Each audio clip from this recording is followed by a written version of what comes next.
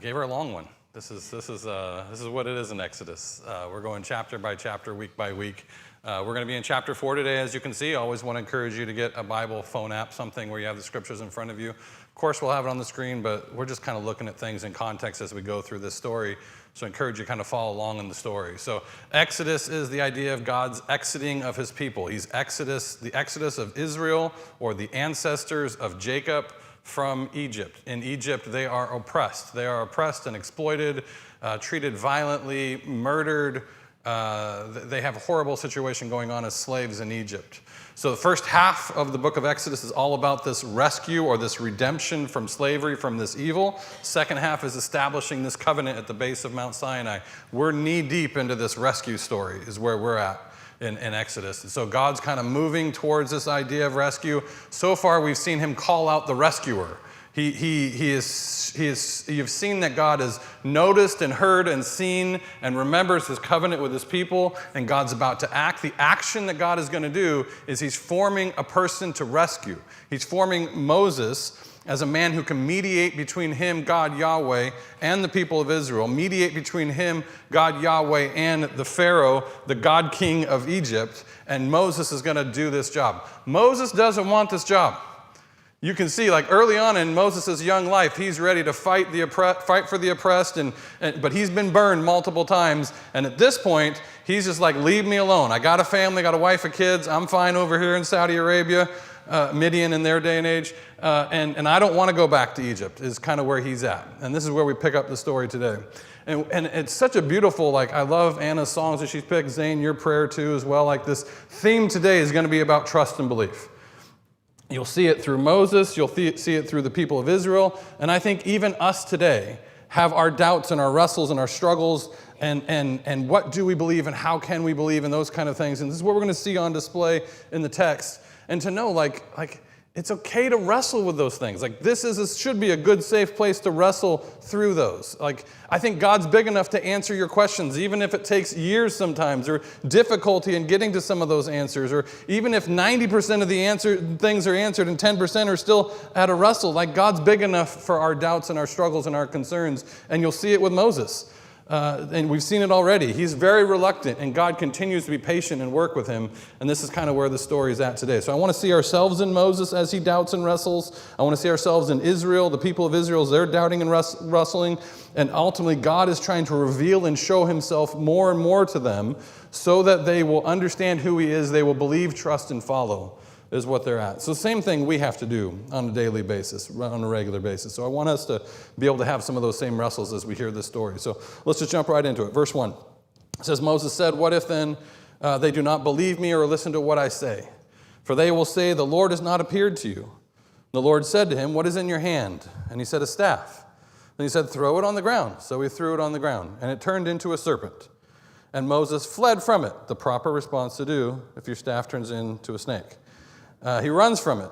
Then the Lord said to Moses, "Reach out your hand and grasp it by the tail." Not the right thing to do. Don't grab a snake by the tail. Okay, so he grabs it by the tail. He reaches out his hand, he catches it, and it turns back into a staff in his hand so that they may believe that the Lord, the God of their fathers, the God of Abraham, the God of Isaac, the God of Jacob, has appeared to you. So Moses is knee-deep in his objections to God and what God wants to do. He is objecting to God's call for him to go to Egypt and be his mouthpiece. He doesn't want to do this.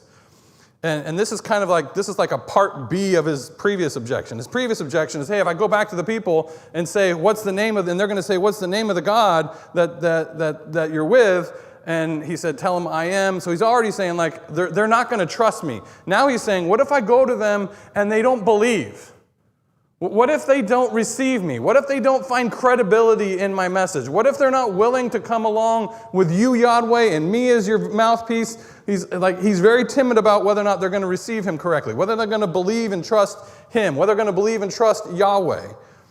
And so he's wrestling with this. And that word that you're going to see there, believe, shows up 10 times in this passage, in this chapter. It is clearly the mega theme that's happening in this chapter. Does he believe? Do the people of Israel believe? Do we believe? What is our belief and trust in Yahweh? And so Lord responds to him, and he performs this miracle in front of Moses. This idea where he says, throw the staff on the ground, it turns into a snake. Like, yes, he is right. Flee from that thing, run from that thing, don't look back. If your staff turns into a snake, get out of there. Then he says, pick it up by the tail, which, like I was joking, like, I'm never touching a snake. I'm not going to be near a snake, but if I was ever going to touch a snake, it wouldn't be from the tail, especially if it was a venomous snake.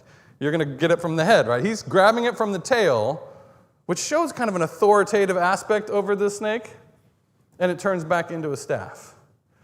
Then he says that line right after that. This is for belief, right? So the idea, he says, that they may believe or trust or have confirmation or reliability that the Lord, Yahweh, the Elohim or deity of their ancestors, the deity of Abraham, the deity of Isaac, the deity of Jacob, has appeared to you.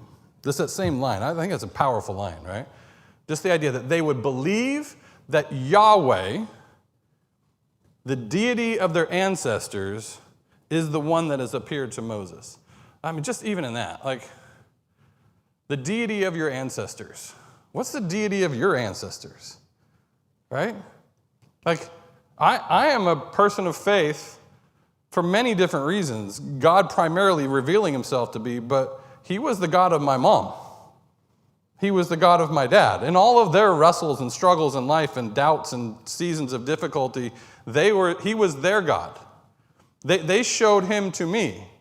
My mom more so than my dad, but showed them to me. And like, there's something in us in like our teens and early 20s that we want to rebel against anything of our ancestors. We want to think that they've got it all wrong and that we've learned something new and we've turned the corner and we've got it all figured out. Like, there comes a point, though, later in life where you're like, maybe they had something there. Like I was that way even like as a young pastor, thinking like, man, the church is a mess. We need to change this whole thing up and we need to do things different. And I remember like as a late 20s, early 30s pastor, like thinking how much we need to change the thing. And then over time you realize like you try all these different things that don't work. And then you realize like, let's go back and do the thing they did like 50 years ago. Maybe there's something to that. Maybe there's something to the fact that they figured something out. Maybe our ancestors aren't always wrong. Maybe they have something here. And what Moses is trying to say, his message to the people is, God has always been your God. He has always been with you. Even in the midst of your struggle right now while you're slaves in Egypt, he's with you. He is your God. And he's proven it to him with the snake. I think there's more to the snake too as well, right? He doesn't give us any clarification here of what he's doing, but I think he can assume a little bit into this. I don't want to go too far, but there's a little bit we can probably assume. At least the idea that Yahweh has power and authority. At least we know that. He has authority to turn the staff into a snake. He has authority to turn it back into a staff again. He has authority over creatures and materials in his creation like a stick or an animal, like a snake. I think there's maybe a little bit more you can push in, like what we know of ancient Egyptian history is the idea that Pharaoh wore like a headdress that has a snake on it. What's the first time we see a serpent that's in the scriptures? The first time we see a serpent in the scriptures is reflective of the evil one in the garden, the deceiver in the garden.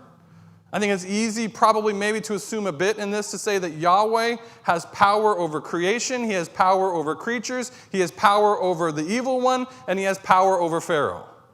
I might be pushing it a little bit too far, but he's displaying his power and his authority over these created things.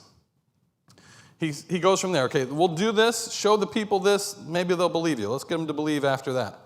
Verse 6, it says, furthermore, he said to them, now put your hand in the fold of your robe and put it inside the fold. So he put it inside the fold, and when he took it out, behold, the hand was leprous like snow. Then he said, put your hand inside the fold of the robe again. So he put his hand in the fold again, and when he took it out of the fold, behold, it was restored like the rest of his flesh. So if they will not believe you or pay attention to the evidence of the first sign, they may believe the evidence of the last sign. Okay, so sign number 2 that he does to Moses here. Essentially says, Moses, take your hand, stick it in your coat, pull it out, and now it's leprous. It's got a skin disease. Like leprosy is kind of a multiple different forms of skin disease in ancient days. So much deformed skin disease that it's turned white. His hand as a whole is turned white. Then he tells Moses, stick it back in there again. When you pull it back out, it's restored. Maybe the second sign will be enough for them. So go do this. Maybe the second sign will be enough to help them believe. Interesting here too, right? The first one, he's showing kind of power, maybe over Pharaoh, maybe over the evil one, Satan, definitely over creation, the creatures, but he's also showing a bit of power over the human body and what the human body, the control over our human body as a whole. He's showing and displaying his power and his authority over those things. He says the important word there, I think there's an important word for us to hang on, that he restored them. While he created the disease, he's also one that restores. He's a restorer. You're just starting to build some understanding of who this Yahweh deity of your ancestors are. He's powerful. He's authoritative. He has control over creatures, over evil. He has control over the human body. He restores. He's a God that wants to restore. And let's go from here, verse 9. But if they will not believe the two signs, nor pay attention to what you say, then you shall take some water from the Nile and pour it on the dry ground, and the water which you take up from the Nile will turn to blood on the dry ground. So 3 different signs that he's doing here to Moses, both trying to build Moses' faith and belief. Remember, Moses doesn't want to be a part of this at this moment. He says he's trying to help build the faith of the Israelites, the children of Jacob, which he is trying to build their faith too. He'll use these same things. But he's also trying to build Moses' faith in this process. And he uses these 3 signs. One is power over creative beings, power over humans, and now power over nature itself. He's saying to take some of the water out of the Nile, put it on the dry ground. That spot where it is going to turn to blood. Again, I think there's some not stretching too far, but some we can, for me, I was looking at this thinking like, that sounds like, what's the ground, the blood of the innocent calling out from the ground. What is that? Cain and Abel story, right? The idea where he kills his brother and the blood of his brother is calling out from the ground. This idea of like Egypt has been deep in this abuse and violence and murder and slavery of the Hebrew people. And it's almost like the blood of that's coming up out of the ground. It's almost like the blood of the innocents is calling out to God. Like, that might be a little too far, but like let's just put all this together. At least Yahweh, the deity of your ancestors, has power over all of the creatures of this earth. He has power over humans. He has power over the natural order of itself. Will that be enough, Moses, for you to believe? Will that be enough for the Israelites to believe you and to walk with you as you follow me? So what's Moses' response to this? This should be enough for us, right? If God did all this for you, would your faith be secure for the rest of your life? Like we have our doubts and wrestles and stuff with lesser than that. I've not seen a staff turn into a snake, not seen water turn into blood on the ground, not seen my hand get leprous and then restored again. Is this enough for Moses? What's Moses' response? He's got even less faith than us, guys. Verse 10, then Moses said to the Lord, please, Lord, I have never been eloquent, neither recently nor in times past, nor since you have spoken to your servant. I am slow to speech and slow to tongue. What's his response? I don't want to do this. No. And now he's adding a please to it. Please, Lord. It's like he's coming to the end of his critique and complaints. I got nothing left. Please don't make me do this. This is the last card I have to play, is I don't speak very well. I'm not very eloquent of speech. I haven't been in the past. I'm not today. Even since I met you, you haven't fixed that for me, is what he's saying. Even since our encounter with this burning bush and you're talking with me, I still fumble over my words.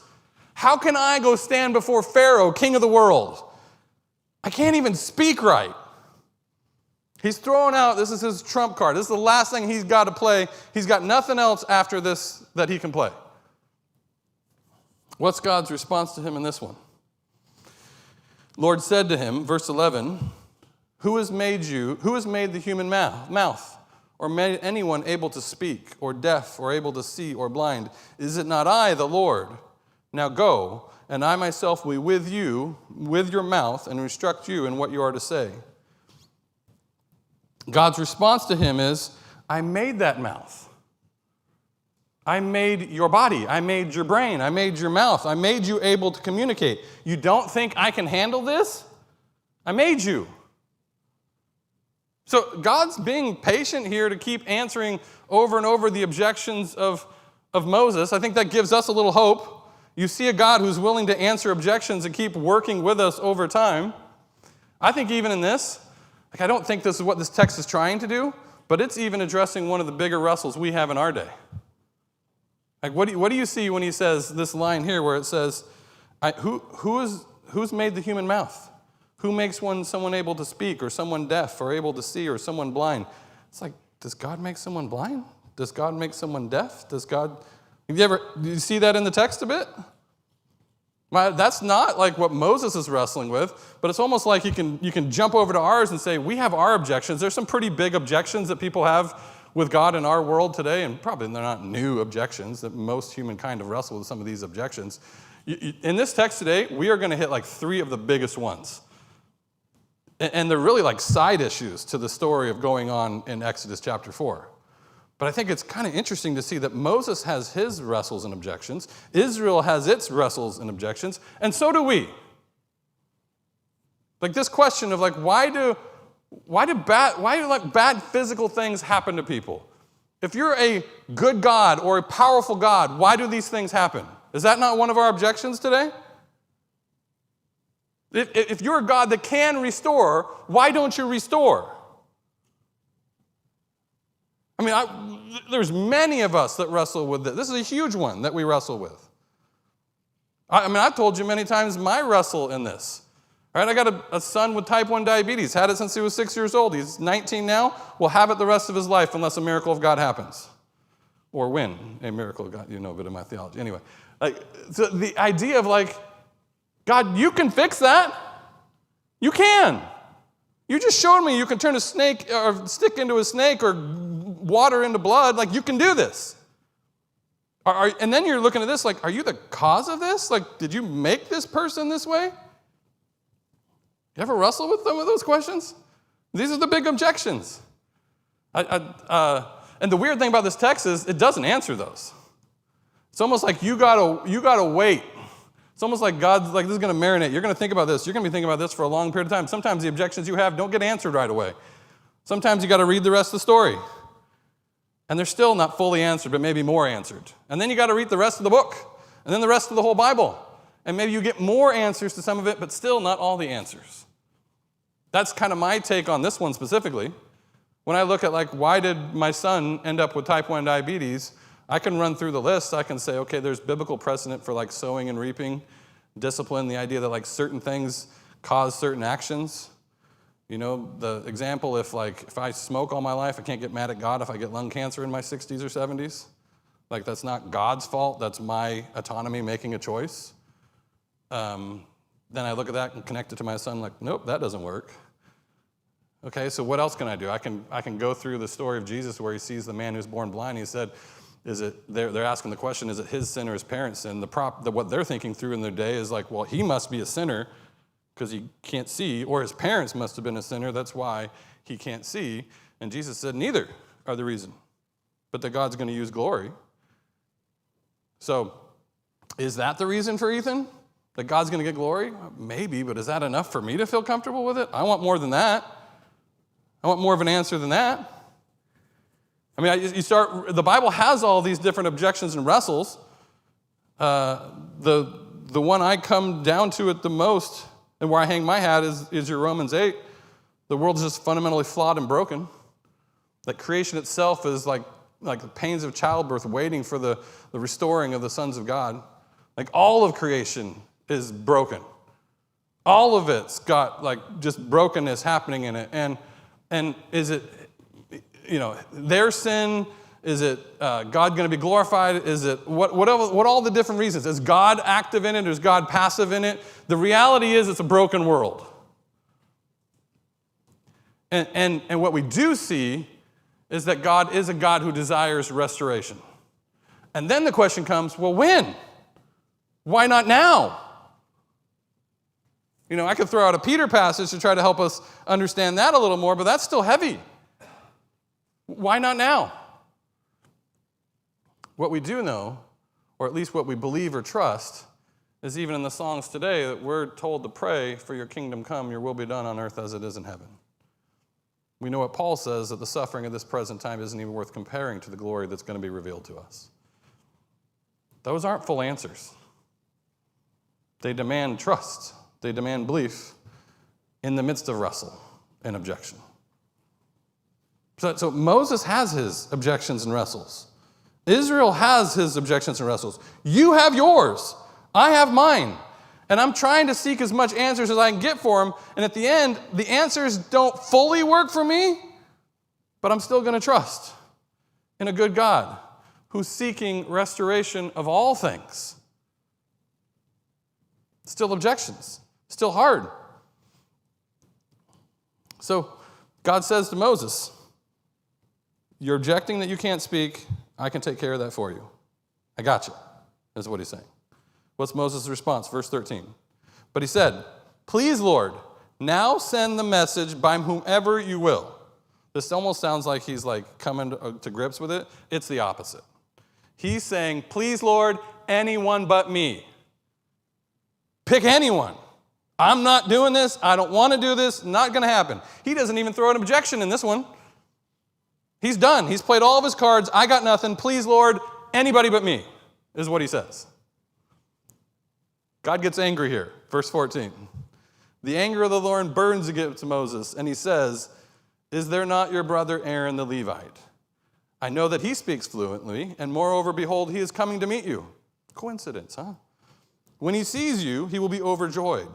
So you are to speak to him and put the words in his mouth, and I myself will be with your mouth and his mouth, and I will instruct you what you are to do. He shall speak for you to the people, and he shall be as a mouthpiece for you, and you will be as God to him. And you shall take in your hand the staff which you shall perform the signs. Okay, so this is the first time we see God's getting a little bit upset with Moses. He has answered objection after objection after objection after objection. He's at this point where Moses is just saying, I got no more objections, but I'm not doing it. And it shows here God's, like that.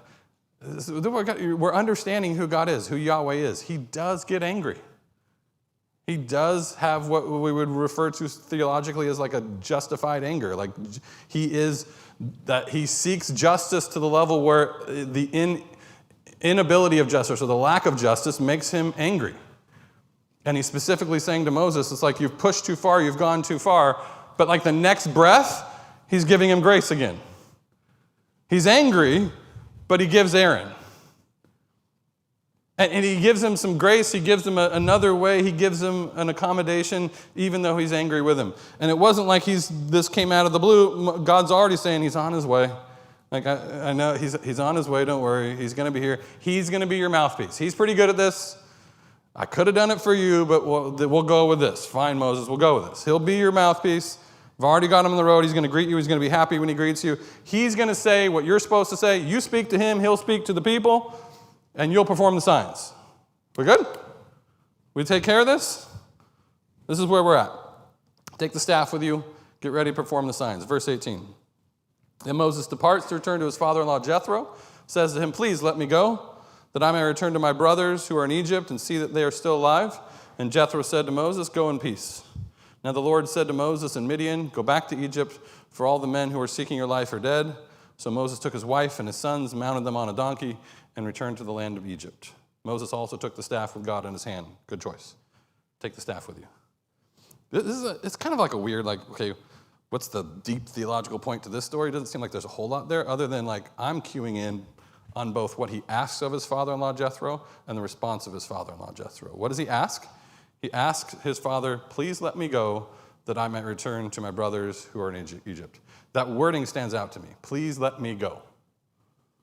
Because maybe I'm pushing too much, but it sounds very similar to what he's going to ask of Pharaoh. Pharaoh, please let my people go. He's asking his father-in-law Jethro, please let me go. What is Jethro's response? It's what Pharaoh's response should be. Jethro's response is, go in peace. Shalom. Go with success, wealth, welfare, health, prosperity. Go and be blessed by God. You have my blessings, go. It's almost like Jethro's, maybe I'm pushing too far again, Jethro's kind of like the opposite of Pharaoh. And the idea of when presented with let my people go, His response is no. Jethro says, go in peace. He takes his wife, the staff. He's finally heading to Egypt. Moses has finally said, I'm doing it. I got nothing else. We're going to go do this. Verse 21. Then the Lord said to Moses, when you get back to Egypt, see that you perform before Pharaoh all the wonders which I will put in your power, but I will harden his heart so that he will not let the people go. Then you will say to Pharaoh, this is what the Lord says, Israel is my son, my firstborn. So I said to you, let my son go that they may serve me, but you have refused to let him go. Behold, I'm going to kill your son, your firstborn. How's that sit? We're all good? Just move on. Just move on. This is what I'm getting at. Like, Moses has his objections, and God works with him. Israel has their objections, God works with them. You and I have our objections. We've already looked at one of them. If you're a good God, if you're a powerful God, why is this stuff happening? Why is there brokenness in the world? It's one of our objections. There's two other big ones right here. And again, it's just glanced over with no answers to them. The first one is, I'm going to harden Pharaoh's heart. You like that one? That's a hard one, right? Like God, why are you want him to let the people go? Why are you hardening his heart so he won't let the people go? Because even just after that later he says, but he refused to let them go. Well, yeah, you hardened his heart so he wouldn't let the people go. So it's that mix of God's sovereignty, man's responsibility. Is Pharaoh a autonomous human that has the ability to say, I don't know, the ability to make choices? Has he got a will? Or is God sovereign and God decides what happens? Which one of these things? Yes. The Bible presents both. Yes, fully and completely. God presents us as humans that can make choices, think through things, rationalize things, and make choices. And we're accountable for our choices, good and bad. And we have full ability there. And God is completely sovereign over the whole of his creation. Nothing happens outside of his plan and his orchestrations and what he wants. But those things don't come together. Yeah. They don't in your brain, in my brain. I mean, this is one of those objections that the church has wrestled with for thousands of years. Don't think you're going to get it figured out, guys. Right? I mean, I've studied this one to the hilt. At least to where, I've gone from like full autonomy to full God sovereignty. And now I'm in the middle of like, yeah, they're both there. They're both in the Bible. They're both taught. They're both fully there. And I can get to like the very finite point of where I can see these two things getting together. If you ever want to have that conversation, I'd love to have it with you. This is probably not the best time for it, but I can get to that point. But I'm always still left with that they just don't quite come together. I have to trust that the mind of God is better than the mind of Brandon. That's a pretty easy thing to jump to, right? But the idea here is there's just a wrestle. And you're going to see it with Moses. If you carry this out, we'll see it throughout the story a bit, but there are going to be 10 times where God hardens Pharaoh's heart and 10 times where Pharaoh hardens his own heart. God's not doing something that Pharaoh isn't already doing himself. It's almost like God is just kind of pushing it like we're not going to stop at number 5. We're going to go through all the plagues. And there's going to be a full judgment and reckoning that's going to happen through this story. And then you might think, well, God pushed him to that very end. Well, you'll see afterwards, even if God was done pushing him, he mounted up the chariots and chased after him in his autonomy, in his choice. I'm putting too much of the story as well, but it's a wrestle we have. It's an objection wrestle that we have. Have that objection and wrestle. God is still Yahweh. The deity of your ancestors. He is the one who has power and authority. He is the one that is working towards restoration. But then he throws out this other line too.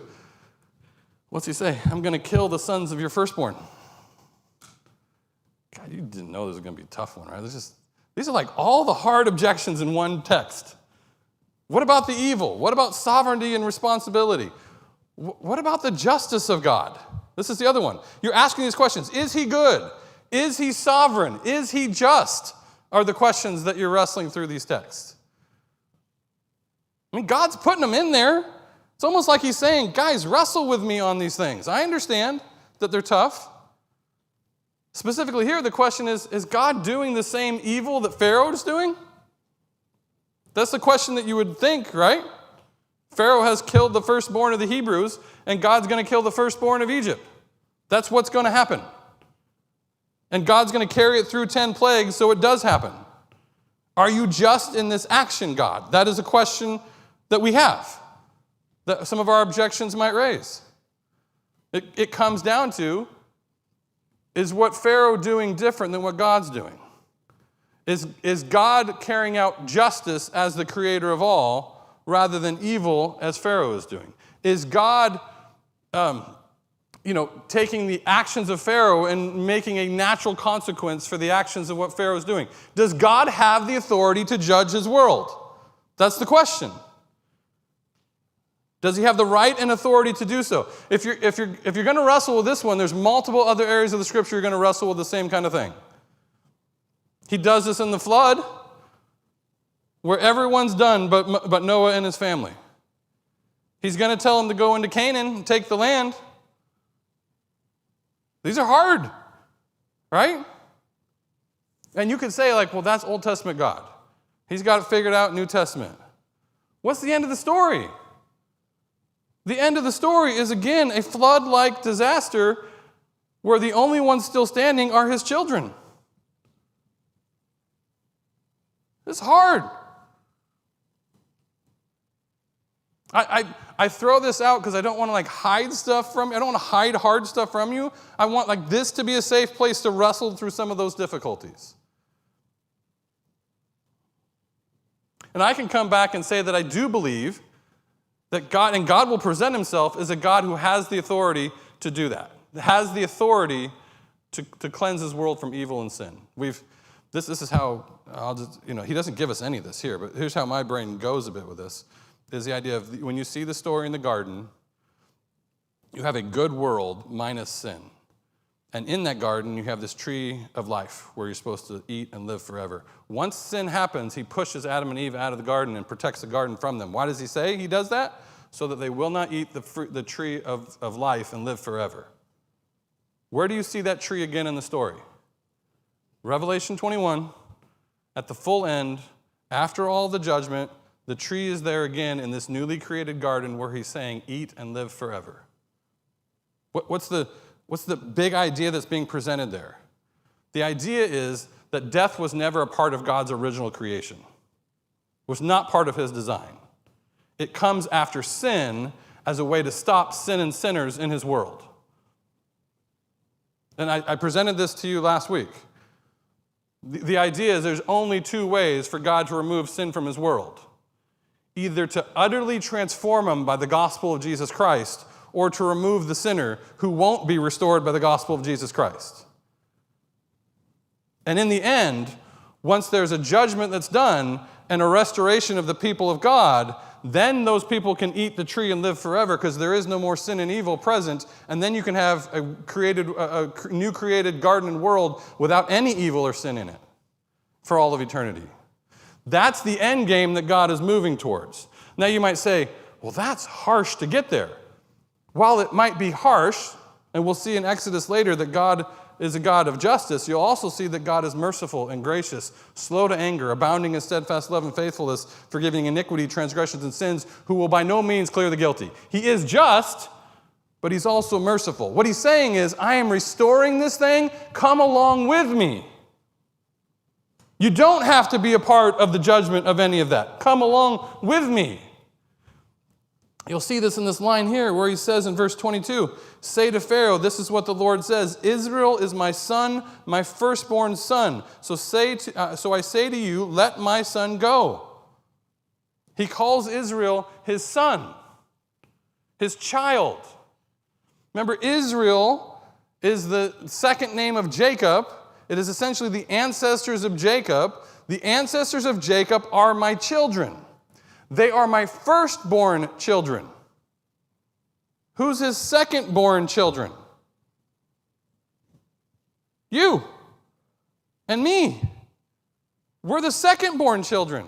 Does it make sense? So, remember, we've seen this before, where Jesus says he is the first fruits of resurrection. What does that mean? He's the first to rise from the dead, and that means if the first one does, others are going to do it as well. Here's what he's saying is, Israel is my firstborn child, and there's going to be more that are my child than just Israel.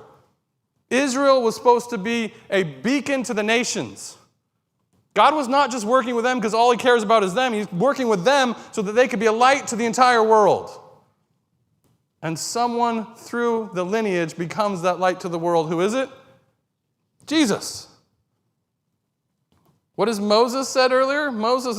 You're looking at Moses like, is he the rescuer? Is he the one that's going to save us?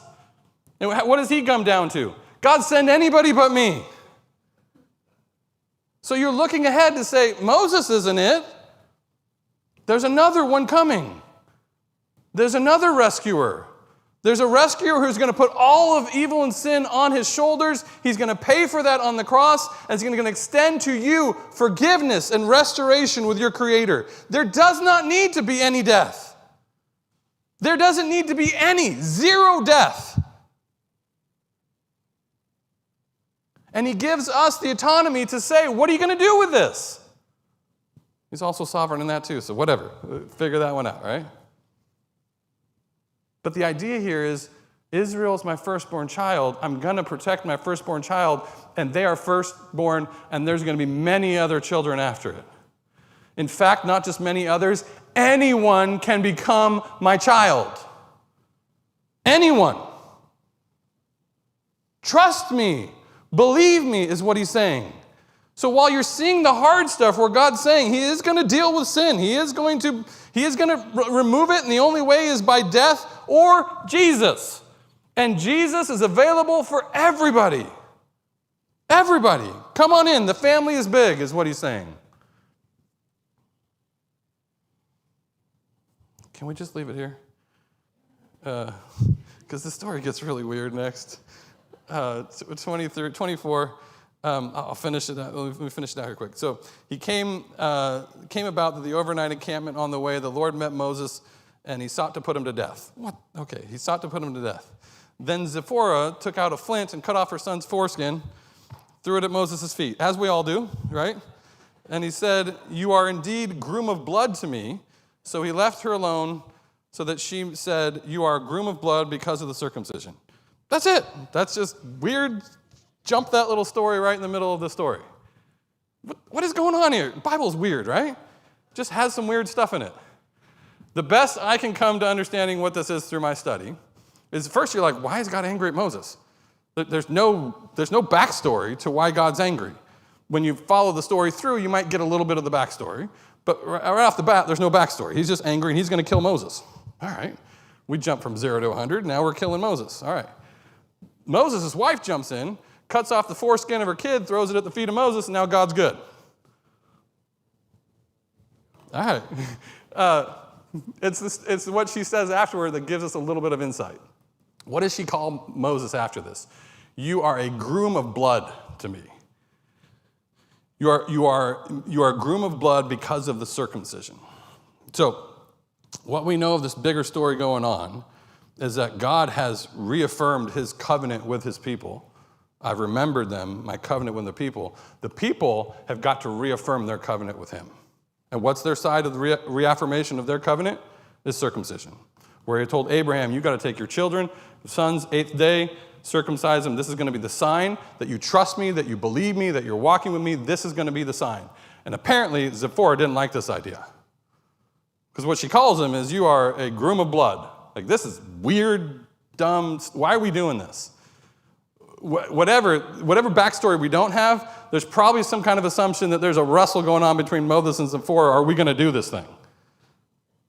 And whatever, it seems like Moses might be losing the battle for a bit, and God's going to carry out some justice, and the wife steps in, handles business, so that God relents from his anger towards them.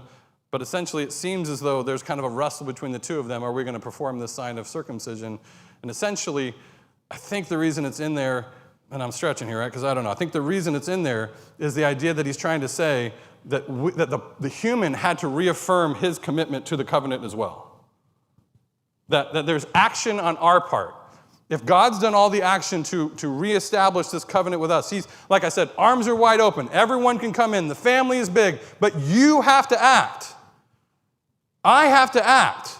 I have to step forward, trust Jesus. I need to, do the rites connected with that, get baptized. Like, I need to take the actions to show that I'm joining myself to this family of God, to this second born of his children.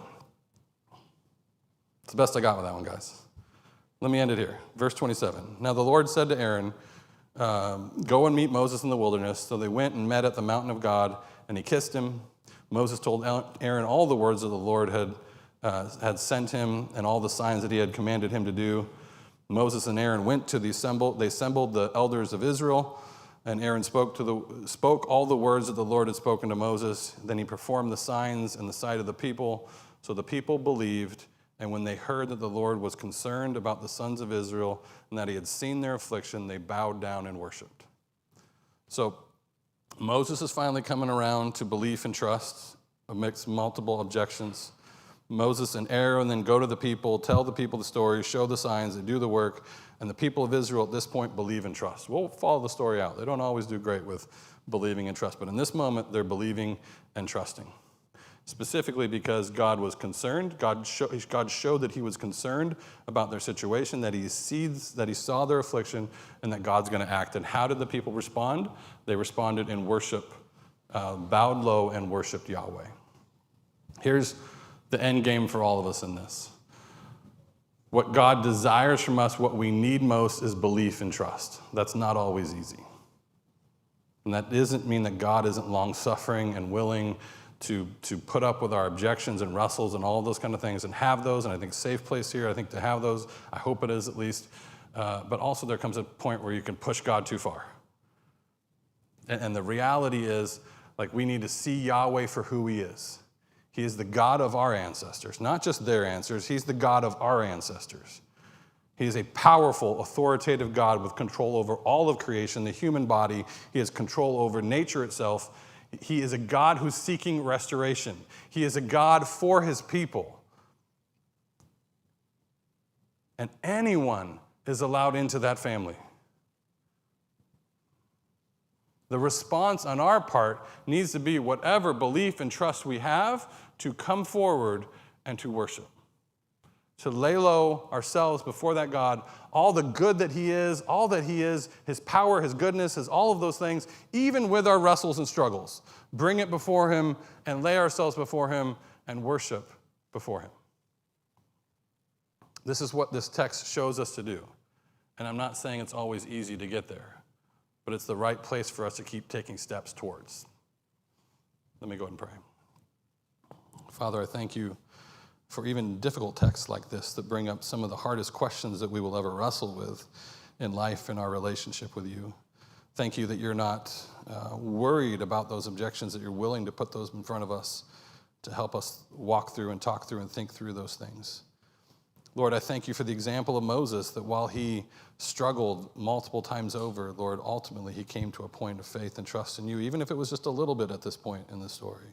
He's willing to walk forward with you.